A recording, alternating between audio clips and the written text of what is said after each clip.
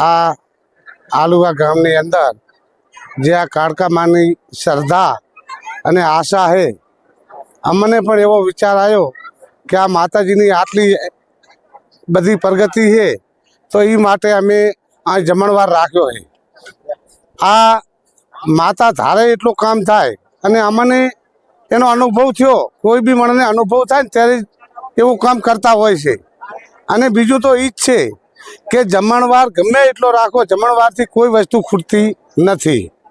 અમારે આહિર છાત્રાલયમાં 28/3 આહિર સમાજનું આખું સંમેલન છે, તો એનોય જમણવાર રાખ્યો। પણ જમણવાર વસ્તુ એવી છે કે જમણવાર કરો તો તમને કોઈ બીજી હાનિ ના આવે અને તમારી કાયમી માટે શાંતિ રહે, કોઈ દવાખાનું ના થાય, એના માટેના જ આ પ્રયાસ છે અને કાળકા માની શ્રદ્ધા છે। બાબુલાલનો પરિવાર એવો છે કે કોઈ પણ ફંગસ હોય જમણવારના દાતા હોય છે। એ તો એક સ્વાભાવિક છે કે કુદરતની મહેરબાની છે, આપણે દઈ શકીએ છીએ।